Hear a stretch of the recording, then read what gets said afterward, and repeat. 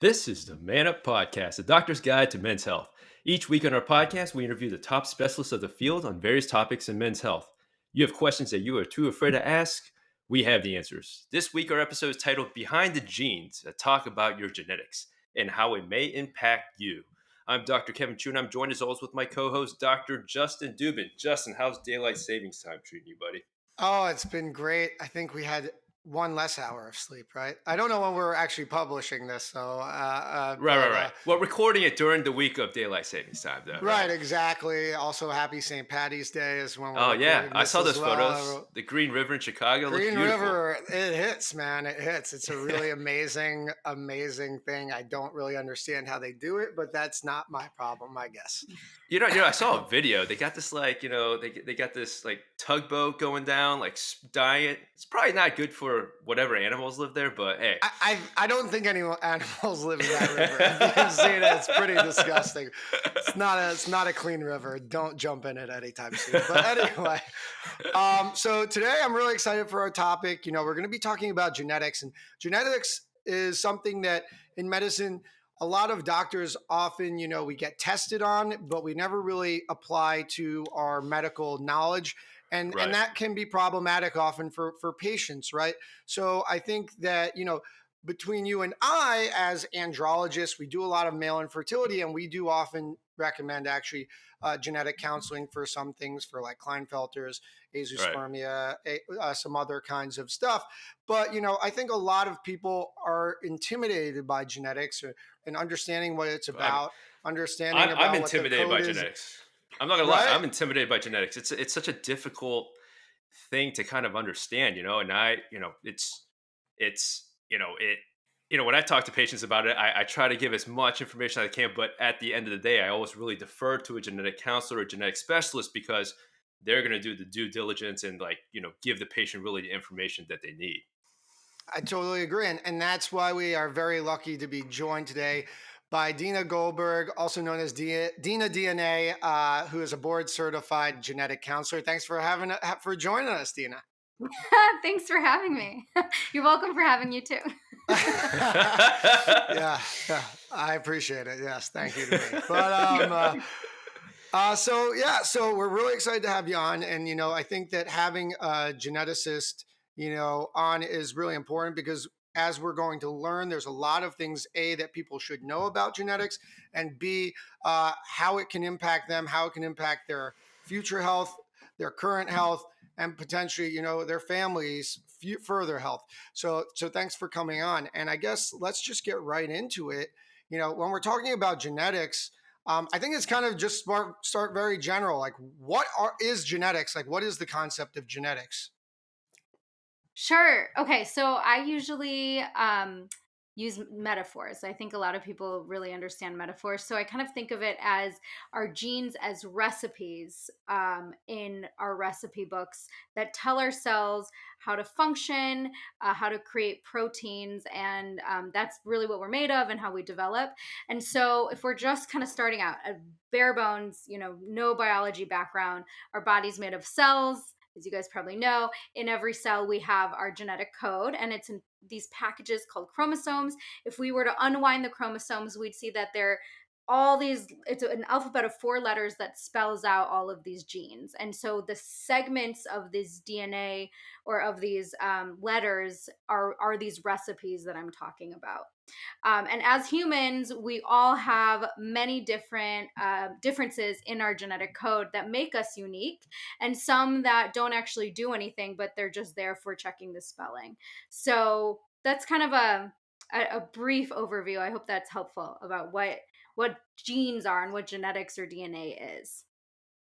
That was a great summary. I think for all our listeners out there, because the topic of genetics, I think, can scare a lot of people just trying to understand all this, all the elements that go into it. But I love the way that you put it together. It's really a recipe. It's what makes us humans, and kind of tells us the instructions on it.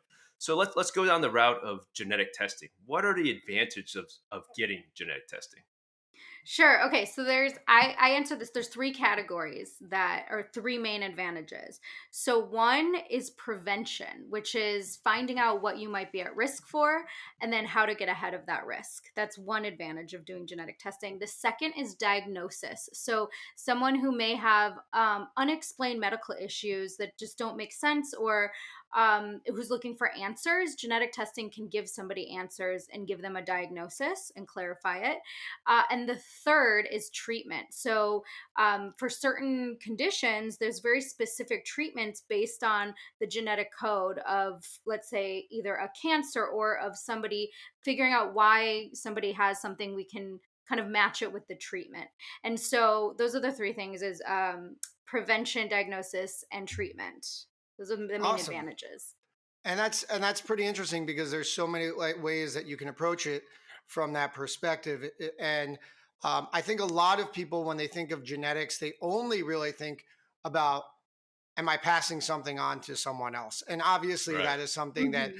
you know, can be done and is often done when we're talking about genetics. But there is an applicability to daily life, for people in need or who may potentially need these things. Now, when we're talking about treatment, prevention, and possible diagnoses, like I guess in general, you're also answering who should be getting genetic tested. But is there any other recommendations for in general for genetic testing, or does it really just depend on what you're looking at, what the concern is? Um, Obviously, other things like your male, female, and age and stuff. Are these? Does that make sense? Yeah, yeah. I think you're trying to ask who should get genetic testing. Yeah, Yeah. yeah, pretty much. Yeah. So so genetic testing, the word genetic testing, it's really a broad category of different tests, and there's lots of ways to look at our genes. And sometimes we want to look at chromosomes and not just genes, because the chromosomes again are the packages of this information. And sometimes we want to look at other things like methylation patterns. And so it really, first of all, when we're thinking about doing genetic testing, we want to know why we're testing. And so some of the reasons why someone would test, I'm going to start from pre-birth to old age, why people, throughout your lifetime, there are different times when it's good to get genetic testing. So let's say someone's planning a pregnancy and they want to know if maybe they're worried about passing something down, or they want to do something like carrier screening. It's the best time to do it is before someone gets pregnant. And the standard of care is usually that the female tests, and then or the mother will test, and then the sperm donor or father would test if that person tested positive. But for men, since this is a male focused show, it can be really helpful to test as a couple, just to get your risks for a recessive disease. So that would be one of the examples of preconception. And then you have prenatal, which is when there's a pregnancy and there may be something abnormal with the pregnancy, and so genetic testing for chromosome changes may go on there. And then you have, and there's other examples too, but then you have pediatric genetic testing. So let's say a child is born with a birth defect, or they are showing, as they're growing a little bit, developmental delay, autism, epilepsy, any type of medical issue that's unexplained or happening too early, then that would be a good time for some sort of genetic testing in the pediatric setting.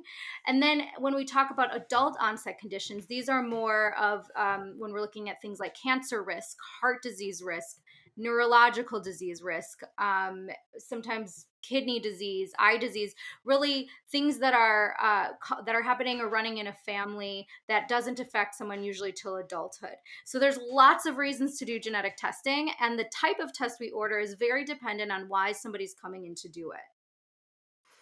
All right, so that was fantastic. Just to highlight again to the listeners, so it was, correct me if I'm wrong, Dina, but it's basically a preconception, then prenatal, then we entered the pediatric phase, and then going on into the adult phase.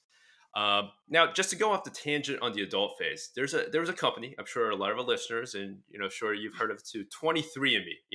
That I feel like that company really brought genetic testing into the mainstream aspect, especially for like adults, right? Especially like young professionals. You hear about a company like, oh, let me find out like what am I at risk for? So, the question I want to pose you is, are these tests accurate? Like, are there other tests that we should be taking, or is this the one that we should probably use to kind of get into the genetic area? Yeah, I'm glad you asked. This is the most common question I get asked, and I have lots to say about it. So I love 23andMe for having marketed DNA, for making people interested in it, for teaching people about it, and it is wonderful for ancestry testing. However, the technology used in ancestry testing, we call it SNP testing, or kind of it's looking at bookmarks along our genome, is not what we want for medical testing. And the reason is that when you're doing medical testing, you want to know if the genes in question are functioning correctly. And in order to do that, you need to look at the whole gene, look for spelling changes, look for pieces missing or added, and not just one letter of a gene that's thousands of letters. And so the one letter, the bookmark testing is great for ancestry. Like that's the gold standard for that type of technology, but it is not a health test. It's not a medical test.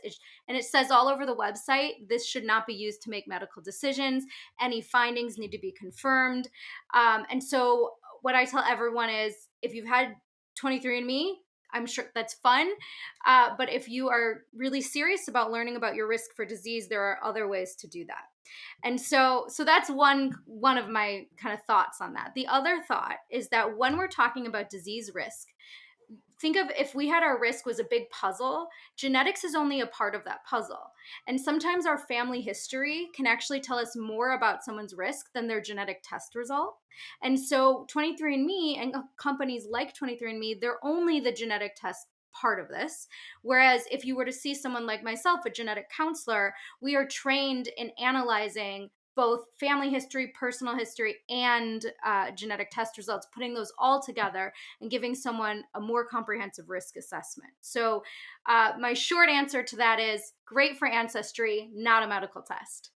That's a great summary, and that really makes a lot of sense because I truly didn't know anything about 20 Me. I've never done it. Kevin, did you? Have you done it? I've never done it. I've stared at the box and be like, I kind of want to know, but then I kind of don't want to know. So like, I've left it No, alone. I agree. And I think it's important to notice, like you said, superficially, it sounds like a lot of these other tests that patients do at home, or any guy or girl will do at home, or they'll take something. It's a general risk assessment, but you need to, at the end of the day, talk to a professional. So maybe it Yeah. helps people get their foot in the door for you, but you shouldn't use that as the end all be all, right? Yeah. And there's two other things actually that I have to Tell us, add in Oh, yes. too. So one of the things is, so just to give an example, I actually have a YouTube video on this that kind of illustrates it. But just to give an example, so 23andMe if we were to talk about the BRCA1 and 2 genes, or the BRCA genes, which are kind of famous, lots of people Mhm. know, associated with breast many cancer, stuff like cancers. that. Yeah, breast, ovarian, prostate, pancreatic Prostate, yeah. melanoma. Right. So those genes, there are over 3,000 different changes in BRCA1 and 2 that we know are associated with this syndrome. 23andMe looks at 3 of them. Okay. Okay, It's 3. not a lot. And there used to be a pie chart Just a there. few. Yeah. There's a pie chart there that was like, what percentage of variants in BRCA do we pick up? And it was like 1%. And so you have all these people who believe they've had BRCA testing who are false negatives. It's really, really a huge false negative rate. And that's only one gene. And That's then we talk concerning. about in cancer, we look at a whole panels of genes. We're not just looking at that one. So it's missing some of the really common cancer genes. And so it's really just very, very, very, a very small percent of what should be tested for all the different health indications. So that's one. The second thing is that, and I find this with a lot of men especially, that people who are information seekers, who want to learn as much as they can about themselves, they take their raw data from 23andMe and they enter it into a third-party software. And then they get this printout of like all this information. What's a And third-party software? Can you just explain? Because I have no idea. I honestly don't know. yeah, so a third-party software is like another software, not through 23andMe, that you download your raw data from 23andMe and upload it into another software. But That these analyzes software, your genetics, basically. well, only analyzes the data file. Okay. right? And remember, the data file is only these bookmarks. It's not a sequence, right? You didn't get sequenced if you did 23andMe. So so they're gonna take that data file, this company, and they kind of comb through it. And all the information there, first of all, there's not really a regulatory agency or any type of vetting, of kind of overarching vetting that's done of this information. But also, there was a lab that actually looked at this and found that of these people that were told they had these mutations on these third party software, there was a 40% false positive rate. Wow. 40%. 40%. Yeah. Wow. Which is like false flipping a positive coin. for those. Yeah. False positive for those who don't know what that means is saying you have this genetic disorder where, you don't. It's incorrect. Yeah. It's And incorrectly that's reading that you have a problem. exactly. And that's like pretty unheard of to happen in medical testing, but Yes. in raw data, that's 40%. I mean, you can pay me and spit in a cup and I can guess and give you almost the probability. So it's just not a great thing. So I advise everyone, do not run your data through your raw data through this software. If you're truly interested, again, uh, seeing a genetic counselor can help with these things. It's a great summary, great explanation because people, and listen, we always encourage people to do their own research to get, Hmm. if they're passionate about their genetics, that's a good thing. But you have to make sure you're going about these things correctly because if you don't, it may not be safe. Even like it may create anxiety on, you Absolutely. might freak out. You might be looking for some kind of cure for something that you don't have or doesn't exist, so it's a big problem. That's a great point.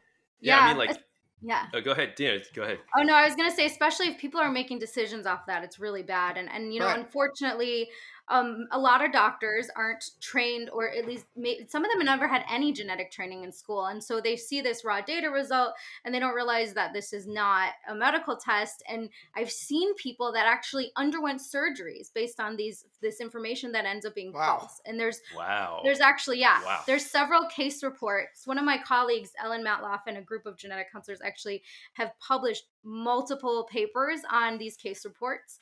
And it's not just that. There's lots of situations where reports are read wrong, or they're someone without genetics training is interpreting this and making recommendations. So again, just highlighting the importance. No, it's a to see great somebody- PSA. It's a great PSA, like be Yeah. careful, right? You got to make sure you're talking to professionals when you're doing this stuff.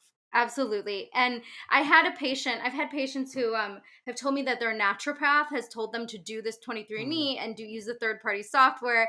And and guess what happens? They're told they have something, they lose sleep over it, and then they come in and I do a confirmatory medical test and they don't have it.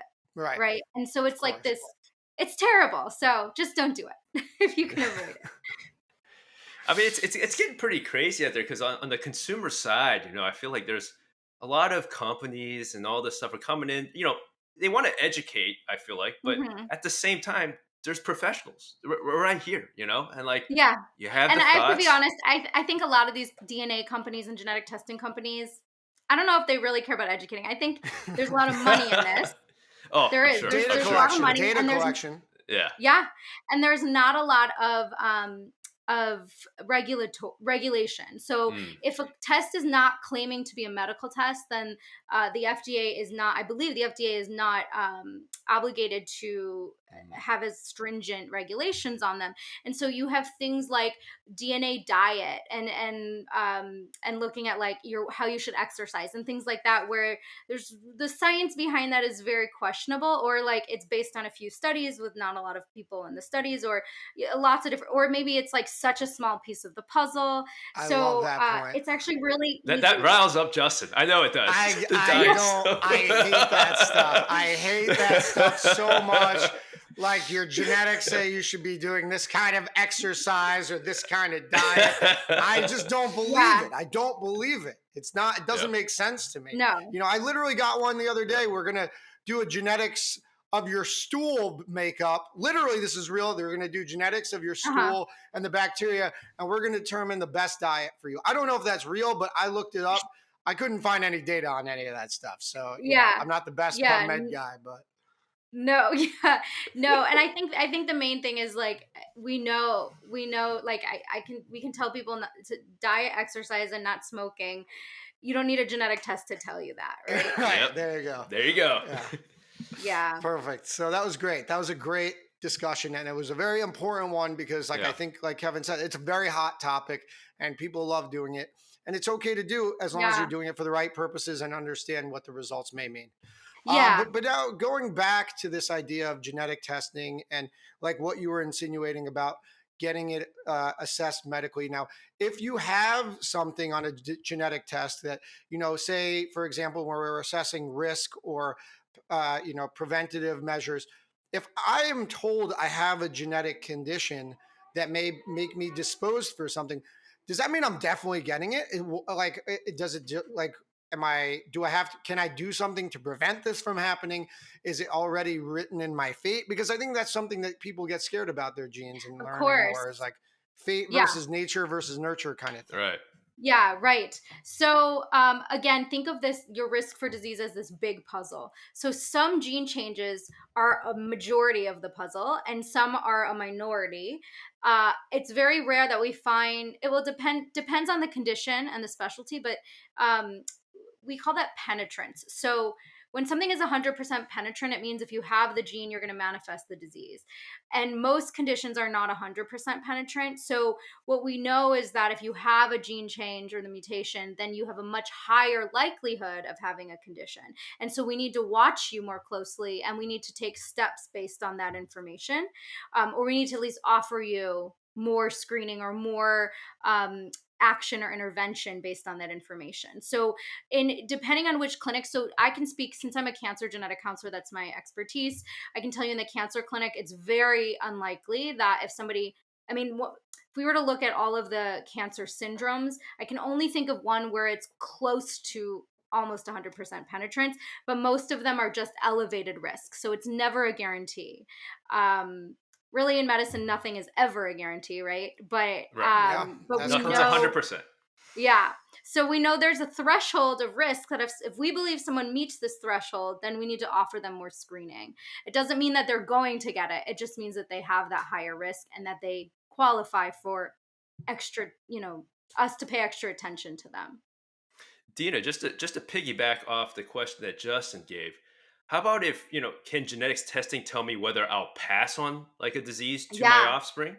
Good question. So sometimes, so we can say disease, like if we're talking about something like, for instance, hemophilia, where we know that when somebody has the genetic change, that's close, the 100% penetrant, or cancer risk, which is passing on a risk, not passing on a cancer, but passing on a risk.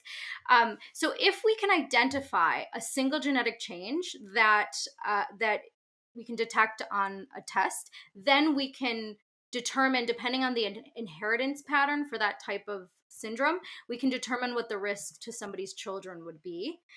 If we cannot identify a genetic change, but we see there's a clear pattern in a family of some disease, then that's where we need to use our other information and the other data that we have to kind of use empiric risk to give somebody a little bit of that idea. But only when we can detect it can we really say if what the risk is, and also test like a fetus or test an embryo to see if they have one of these single gene disorders as well. I think that's an important point. And I think that Kevin and I maybe see this more than most because we do deal with fertility.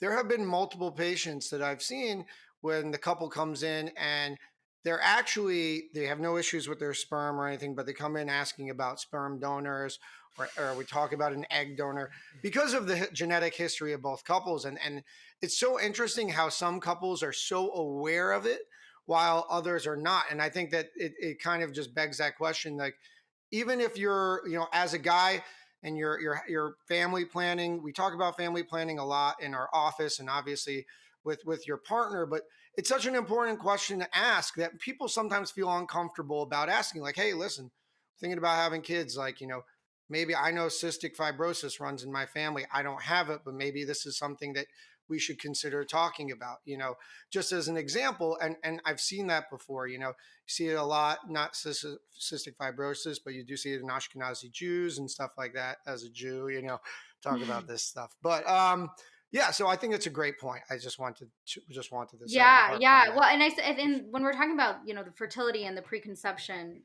part of this genetic testing, journey, I guess, there's with a lot of people will think that, so I've seen a lot of people make the decision not to have children because they have a family history of something.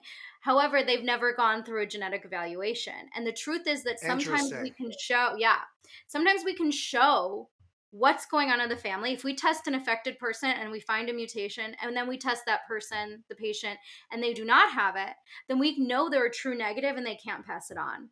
And so if you are planning on having children and you're worried about your family history of something, that is the best time to really talk to your family, to talk to the member that's affected. If the member that's affected is no longer with us, or unavailable for testing, then the next closest relatives can do testing, depending on what the disease is. And then, that's part of my job as a genetic counselor, is to help figure out. It's like solving a puzzle, like trying to help you figure out what the chance is of you passing that condition on. And I'd say, like, I've helped many patients where they really made the decision that they weren't going to have kids because of it. I've even had a patient who believed that she was going to die because her mom and grandmother had pancreatic cancer at a young age, and she was convinced she was going to die. She didn't even take out a 401k, like no retirement.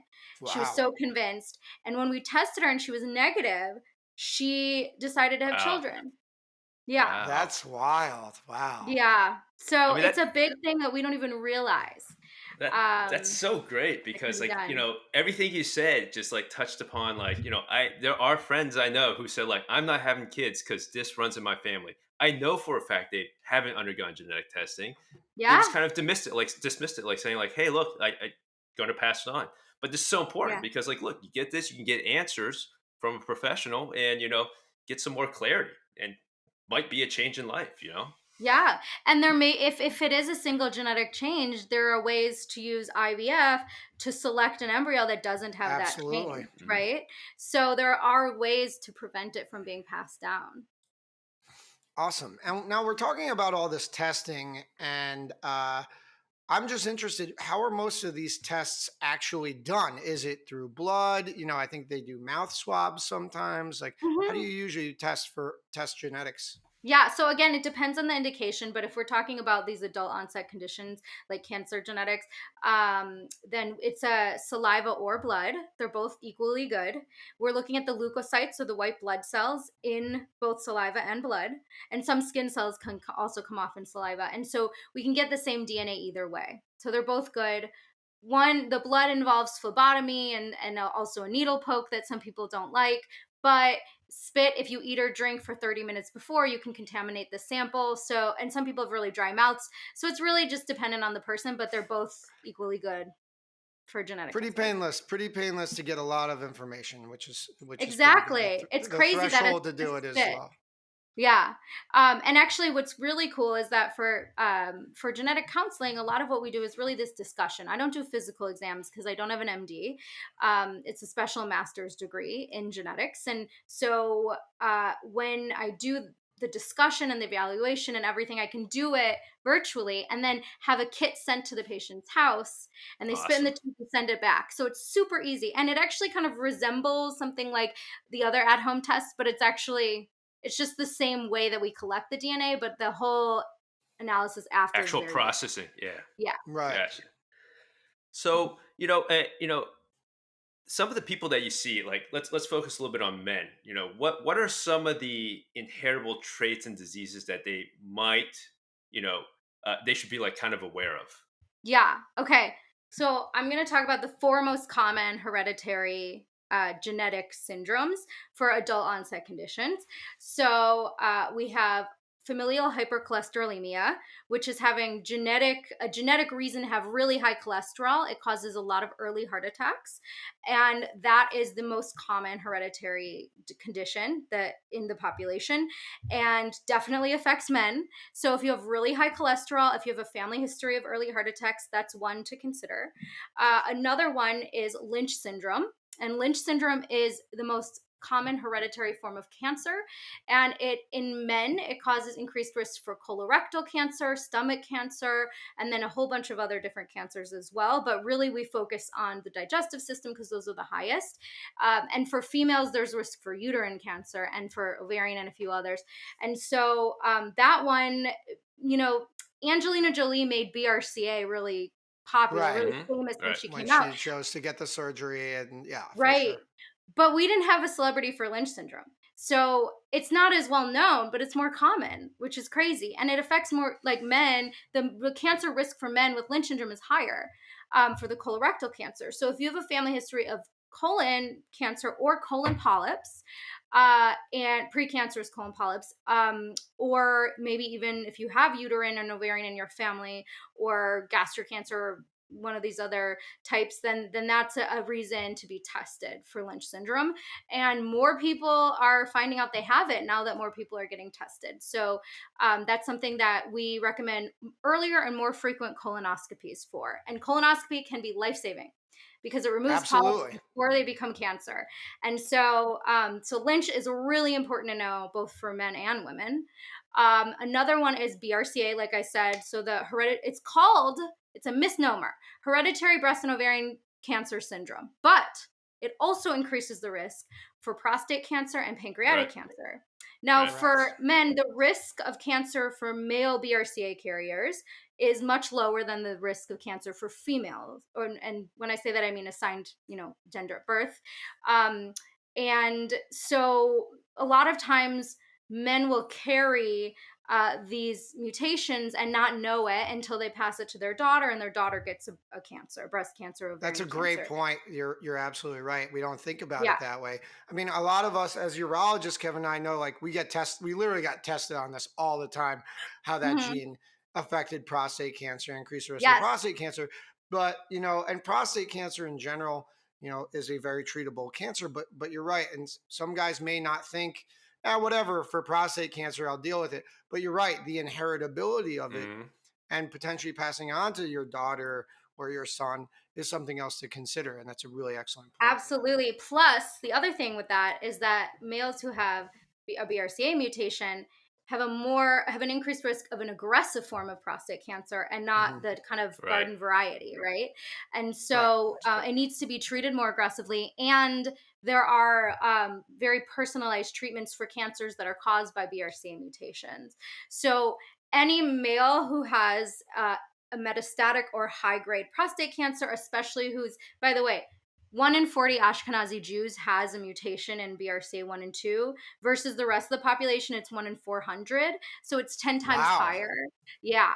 Yeah. So 10 times higher. And so any male who has Ashkenazi Jewish ancestry that's had prostate cancer, definitely consider getting tested, or if you have a family history of it. And pancreatic cancer too, because both pancreatic and prostate cancer, all these guidelines now are saying that people need to get it because it does change treatment. So the treatment will be better if we find out that they're a BRCA carrier. So that's what I think, and the last thing too is that men can get breast cancer too, especially if you have a Right. BRCA mutation. So anyone with a family history of male breast cancer, also important to get tested. And then the other one is there's something called hypertrophic cardiomyopathy, which is thickening of the muscle Large in the heart. heart. Yeah. Yeah. Also really common, also can affect men. So those are just some of the most common conditions, but there are so many more. And so a lot of times we talk about how these things affect females, but really there's a lot of risk in men as well. And we just don't talk about it, but it's important. It is very important. It's very important. And I think to kind of follow up with exactly what you've been talking about. So, say that someone in my family, I'm a guy, I know my dad had, colon cancer, or I'm an Ashkenazi Jew and my great grandfather had metastatic prostate cancer. At what age am I thinking about screening for these things, right? Like, I'm not going to go at the age of 12 and probably get screened Right. for No, this. no, I no. don't Yeah. know. But when is the appropriate age to consider talking to a genetic counselor for these things, Mhm. or at least start thinking about getting screened for genetics if I know that these things run in my family? Yeah, so for men, it depends. Okay, so it depends on the syndrome, but like for let's say Lynch syndrome, we do start screening in the 20s. So if you know you have Okay. one of these family histories, then doing it in the 20s is good or as early as possible, but not before Right. 18 unless you have a cancer in your Right. family that was in the 20s. Because then would do it 10 years Right. I before that understand. cancer diagnosis. But and then sometimes that does happen. But in most cases, we usually wait till a person is an adult so they can make their own decision if it's an adult onset condition. We just find that psychologically it's easier on the person who chose to do it because they made that choice. And also, but if it's something like BRCA, let's say, for we don't the male wouldn't we wouldn't be recommending any screening in the 20s. However, if that person is a carrier and they want to have kids and they want to go through something like IVF and make sure they don't pass it on, then that's something you want to know earlier, right? You want to Right. know that before you go through that whole process. And so I would say for a lot of adult onset conditions that your 20s is kind of a hot spot. It's when you should know your risk so that you can plan ahead and start incorporating lifestyle things. So if you are predisposed to something like cancer, then avoiding smoking is going to be really important. And, staying at a healthy weight is going to be important. And, there's little things we can modify in our lifestyle that is good for everyone, but especially for somebody who has an increased cancer risk. What if you're adopted? Like, what happens if you don't know anything about Mhm. your biological Yeah. family? And Yeah. are there ways to kind of find out about your family history? Yeah. So that's something that there's kind of this gray zone because if someone's adopted, it's hard to get them to meet insurance criteria for some of this testing because ultimately your insurance is only going to pay if they believe it's going to be avoiding costs down the line, right? And so now that the price of testing has gone down immensely, so most of these adult onset tests, these panels, depending on where you're ordering it from, is between 250 to 350. So it's very affordable for somebody. And so there's these proactive panels that one can do that are looking at the most common and clinically actionable, meaning that if something comes up, there are actions to take. So it's looking at the most common hereditary conditions. And that's what I really recommend for patients who are adopted, who are donor conceived, who maybe their parents were adopted, or whose family doesn't talk about family history. Or, there's lots of reasons why someone may not have that information. And that's okay because you can still do one of those proactive panels if you don't fit criteria. It's a great point, and that's cool. So you still have access to these things, and even if you want to walk Hmm. in and no history and maybe not may not be technically eligible by insurance, it's still an Hmm. affordable option for you. So now I'm going Absolutely. to And kind of, yeah. yeah, go Oh ahead. yeah.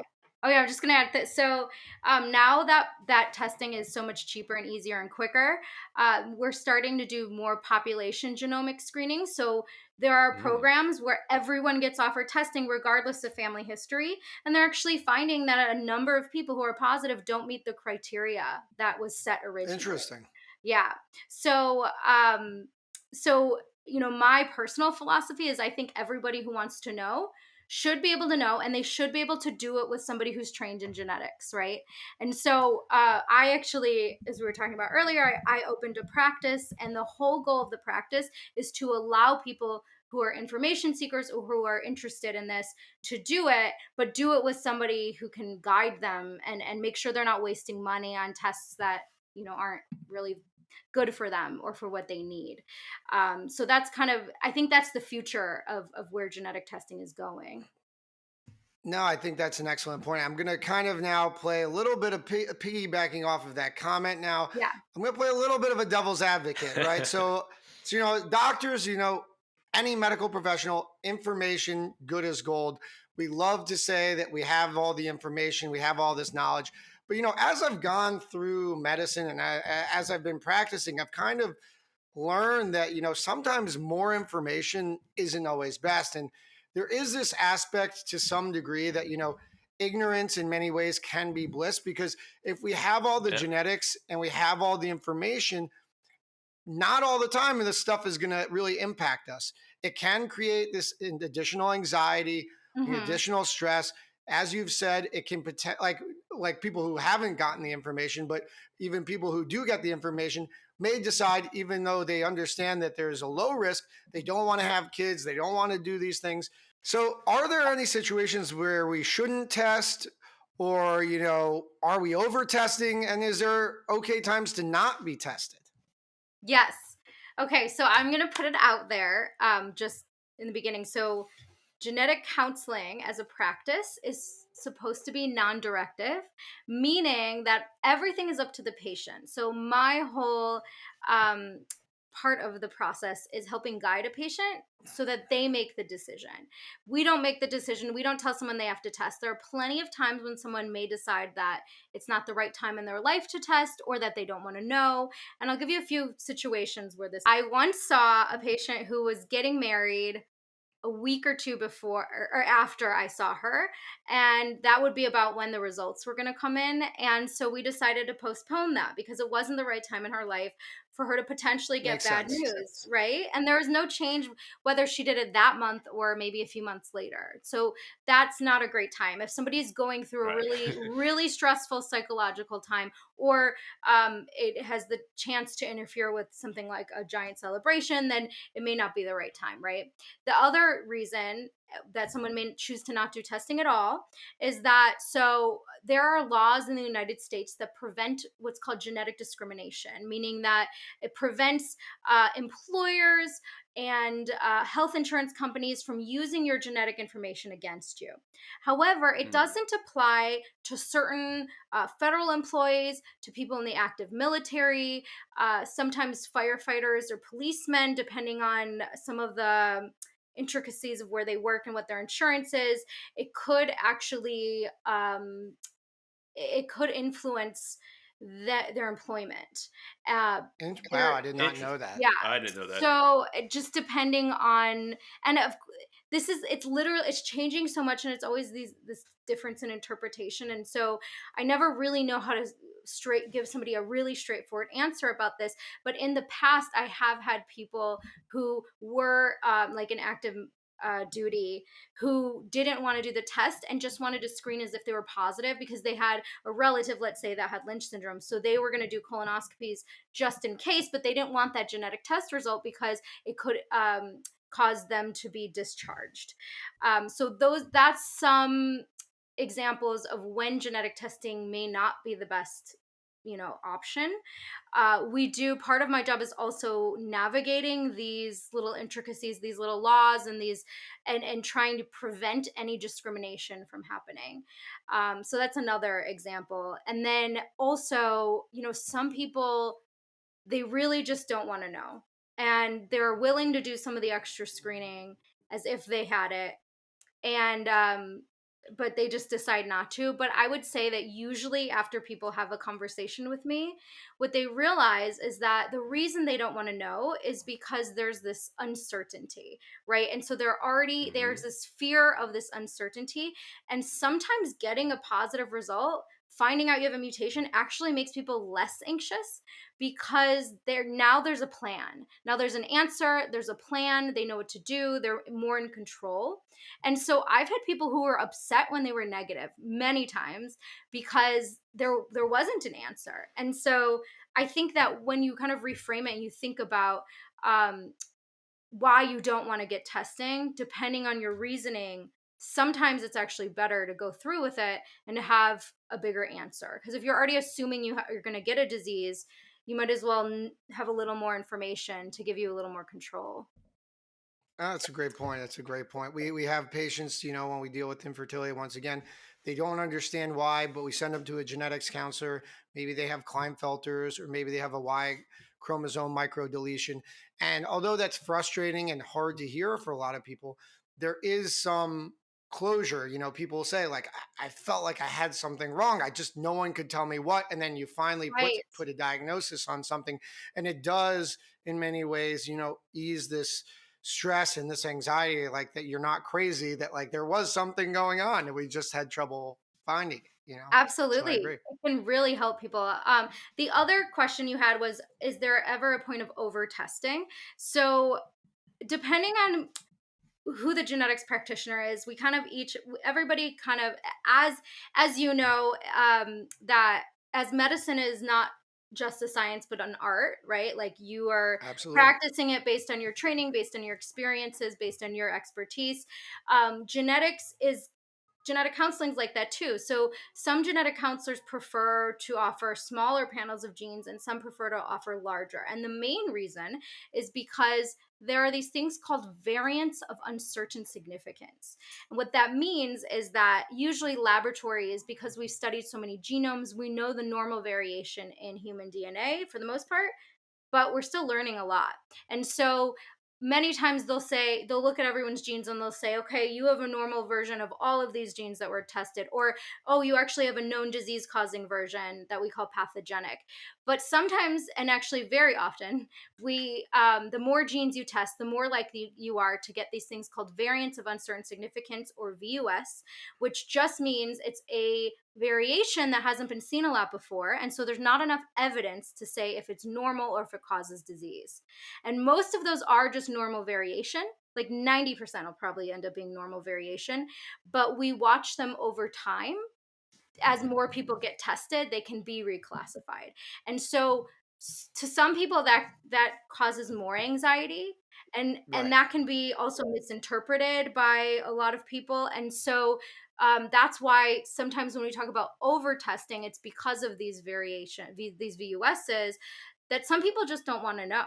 They only really want to know things that we know for sure, or they only want to be tested for genes, because there's also genes of uncertain significance where we may not have a clinical action plan yet. We may not have recommendations, but they're coming as we study more people. And so some people may only want to know about what we have solid national recommendations for. And some want to know everything because they don't want to keep coming back to get tested every few years for new genes as they get discovered. They want to have everything tested so that they can watch it over time, or they can participate in that research. And so, again, that's another reason why this whole discussion with someone like me is going to be really helpful, because I discuss that with every single patient and kind of explore how they're feeling about it. And that's how we choose the panel. I mean, Justin, I think we see a lot of kind of that similar thing with prostate cancer, with like PSA screening. A lot of it, like discussion, how much over information, how frequent are you getting the PSA, and like Dina's saying, a lot of it is just a discussion with the professional, kind of get an idea what are the benefits, what are the negatives, and then you kind of come to a conclusion together of where to go. So Yeah, for sure. And I think kind of what I've learned today is, the only thing I can be certain of is uncertainty. So, Mhm. there is a lot of really great information out there, but the information, as good as we have it, we need professionals to interpret this. There's nothing guaranteed in this world. right, Almost 100% doesn't exist in reality, yep, as you said multiple times. So I think that, we need people who have a better grasp of that and are able to take a step back, look at the bigger picture of the medicine, of the history, of the science. And that's what geneticists do. That's what a lot of doctors do too. And it's important when this is a general thing that we've been kind of harping on this theme, is that it's hard if to the untrained eye to interpret this stuff, even though there's a lot of technologies, there's a lot of new companies, there's a lot of things online that try to make it easier for a patient or the average person to understand. At the end of the day, you have to realize there are people who are going to school for years and years and years to hmm, master this stuff, and yet when we bring everyone together, there's still no certainty on the matter, right? We can right, only give right, you guidance. We can only give yeah, you the best knowledge that we have to help you make an educated decision. And the important thing is that we can provide you with an educated decision. And you have to give yourself the best opportunity to make that kind of decision by seeking professionals who understand all of those things. So that's kind of what I'm getting from this. And I thought it was a really wonderful conversation that we had today, for sure. But do you have any final thoughts, final comments before we close this up, Dena? Were you able to get to all the questions? Yeah, I think we got everything. I'm Yeah. pretty happy with it. So I think we crushed this. I think you crushed it. I mean, Yeah. I Thank guess you. I'm patting us all on the back here. But so once again, I'm going to close this out. So Dena, thank you so much for coming on. This was a pleasure. We'll definitely try to have you come on and talk maybe some more specific genetics, some genetics concerns as well. But this was a really great talk, really enlightening. Please feel free to plug yourself. Where can Yeah. our listeners find you? Sure. So I have a lot of educational media online. I'm on Instagram, TikTok, YouTube. And then also have a website, denadna.com. That's DENA DNA. And so that's my media side. And then if you live in the Los Angeles area, I recently opened a concierge genetics practice, which is kind of a one of a kind experience where you can explore your family and personal history, and then any concerns you have for any type of disease, and then undergo good medical testing. If you don't live in LA, or you are interested in seeing a genetic counselor anywhere, there are lots of ways to do that. I always like to plug findageneticcounselor.com. That's a great website where you can find one near you. And there's also a company that I also work with called Genomic, which is basically a big national private practice that offers genetic counselors licensed in every state and in every specialty. So you can see a specialist in whatever it is that you're concerned about, that can see you within a few days using telemedicine and get tested at your home. And they'll coordinate all of that with you. And there's also geneticists. So the other thing I did want to just mention is there's in the genetics world, there are geneticist MDs, and then there are genetic counselors. And the geneticist MDs are the MDs that do the physical exam, and they typically most of the time work in the pediatric clinic. So if you're getting a pediatric evaluation, you're going to see a geneticist and a genetic counselor. Whereas now, typically in the cancer clinic, you're seeing just a genetic counselor, or in like any of the adult onset clinics for the most part. And in the prenatal clinic oftentimes. So we do work really closely with physicians depending on the specialty, some more closely than others. So if you need an like a physical evaluation to be diagnosed with something, then you would want to see a geneticist MD. And that you can do by asking your doctor for a referral. There definitely aren't as many of those, though, as there are genetic counselors. So there's a lot more of us. Yeah. So anyway, if you have any questions, feel free to DM me or send me an email. And I would love to see you in clinic in my in my practice, and if you live in LA. Awesome. Obviously, you're very, very passionate about this stuff. You gave us some really awesome information. Kevin, any final thoughts before I wrap this thing out? No, I mean, I think it was a fabulous talk. I just hope I think really benefited, for our listeners to really learn so much about this, and now really have a good resource to go to if you got any questions. So Absolutely. thank you for coming on. Well, thank you guys for having me. I love this. This is great. This is great. Yeah. So once again, thanks everyone for listening. Any comments, questions, concerns, you can feel free to reach out to Kevin or I through all of our Instagram platforms, Kevin's Instagram, my Instagram, as well as the Man Up Pod. We're on Instagram, TikTok, Twitter. You can find us also on our website. What's the website, Kev? www.themanuppod.com. That's right. You can listen to our podcast on the website. You can also listen to our podcast on iTunes, on Spotify, any podcasting platform for that matter. Please download, subscribe, give us a review, 5 stars, comments, all you'd like is always appreciated. For Kevin and I and Dena, thanks for listening. Until next time, have a good one, guys.